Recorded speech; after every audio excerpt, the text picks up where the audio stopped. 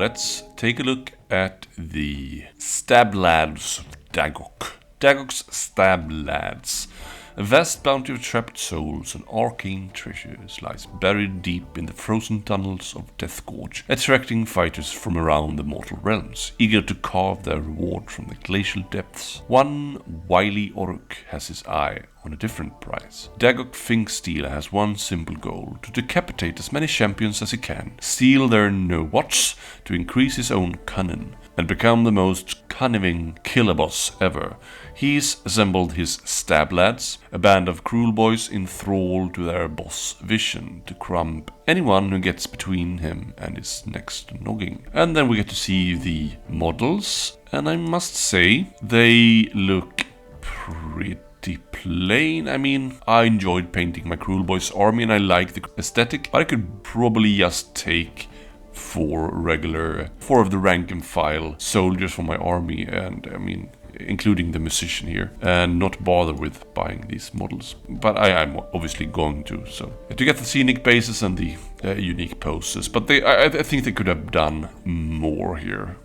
But let's just not ponder that too much, I guess. Let's read from the community article here. Daggok is a bit of a bruiser, possessed of a sinewy strength. His cruel, cunning reactions exemplifies his underhanded fighting style, allowing him to jab at enemies who are distracted by his lads, and also ties neatly into his inspired mechanic. His herald, Herc the Howler, carries a horn that sounds out the roar of Kragnos when blowing, granting support for allies within 2 hexes, just like, say, Daggok.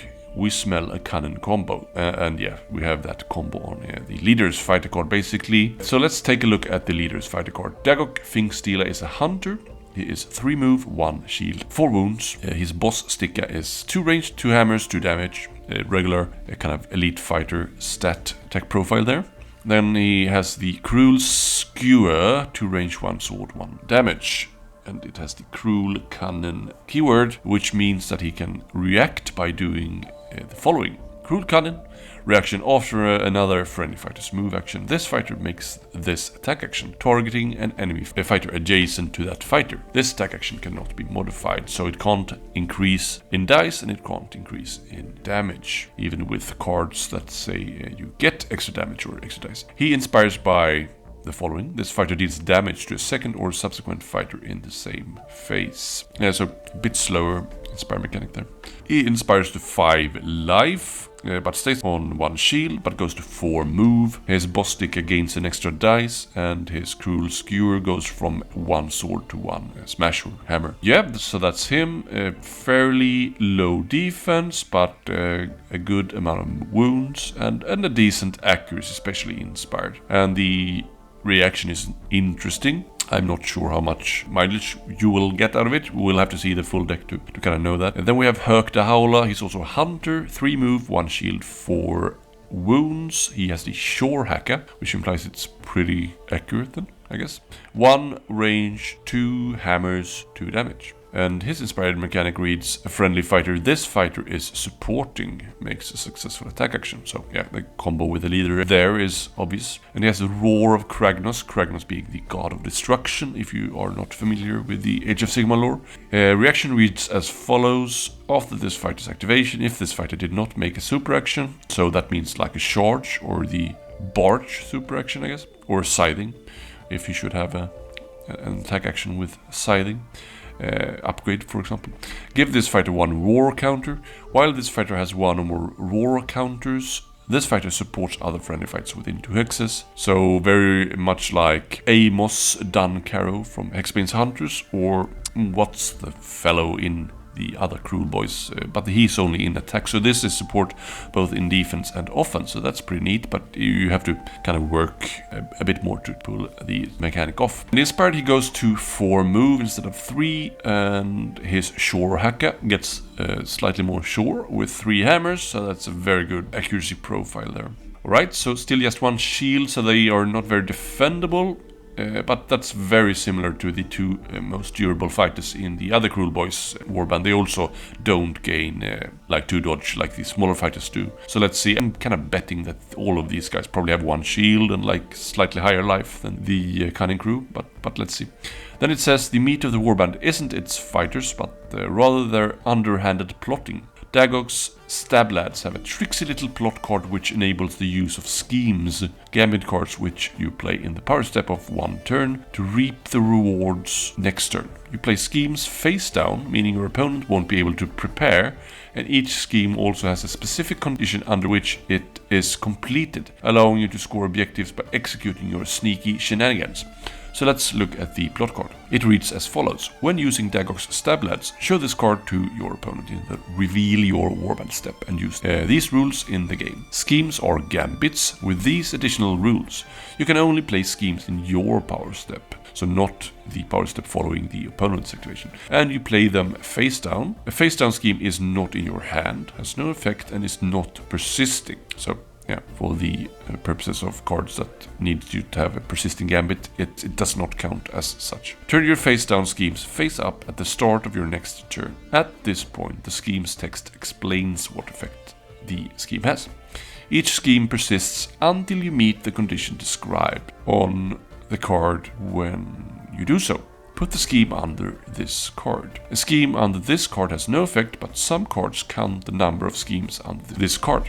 After your power step, you can return any persisting schemes to your hand. So this is very hard to kind of really get the grasp of before we actually look at the cards. Outthink them to draw 2 power cards when your opponent plays 1. Rush them to grant your Warband a burst of speed that synergizes brilliantly with their aggro playstyle, and then gut them with some grievous attacks once you're in close. So let's look at these specific cards. First up there is Outthink them. Scheme, play this only as described on its plot card. In the turn in which this card is turned face up, when an opponent plays a power card, draw 2 power cards. So that's pretty nice. Condition, you draw your second or subsequent card since this card was turned face up, other than by using a player's action. Okay, so the condition means that it doesn't stay any longer, right? So yeah, that's pretty nice.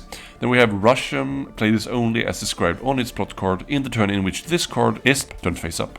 +1 move to friendly fighters. Condition, a friendly fighter's move action ends 5 or more hexes from where it started and adjacent to 1 or more enemy fighters. Then we have Gotten, play this only as described on its plot card. In the turn in which this card is turned face up, friendly fighters range 1 and range 2 attack actions have Grievous 1. Condition, a friendly fighter's range 1 or range 2 attack actions takes an enemy fighter out of action. Alright.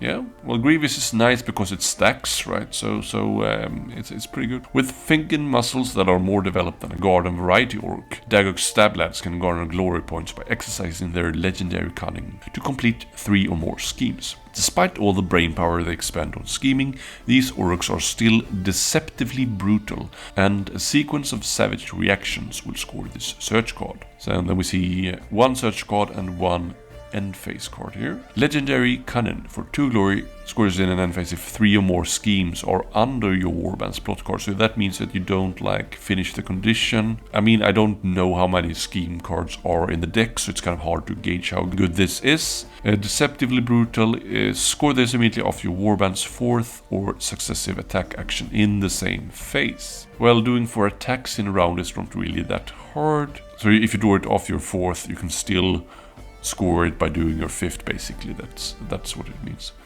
The Stab-Ladz will be heading to the Deathgorge soon, where they'll need to contend with scheming ratfolk and delusional gits in order to have a bouquet of bonzes. Then we have actually, we see a couple of more cards in the video here. I'm just gonna see if I can find them. Intimidating, it's an upgrade, -1 dice to minimum 1 from adjacent enemy fights attack actions that target this fighter. A pretty standard card from a lot of warbands. I would have liked to see not adjacent, but it's still pretty good. Then we have the plan worked. Search. Score this immediately after you put a second or subsequent scheme under your warband's plot card in the same phase. So that seems pretty easy. That's a pretty strong search right there. So that's a first look on these guys. I mean, model-wise, I'm not really impressed, but I think they could play pretty fun actually. So let's not be too negative. I'm almost always positively surprised. I think the Sirenes didn't look all that good, but they turned out to be quite a lot better when I got to see the entire deck and play them a couple of times. So yeah, that's it for today. Be sure to check out future content, which will most likely or definitely delve deeper into this warband once we see more of it. So yeah, take care. Bye. This is Mats again, chiming in to thank you for watching the video. Please don't forget to subscribe, like and comment, and to not miss out on future content, ring the bell as well. And if you really liked this video, feel free to click the thanks button just below this video. And if you want to support me even further, you can now become a channel member and claim the title of Critical Focus fan. Until next time, take care, bye.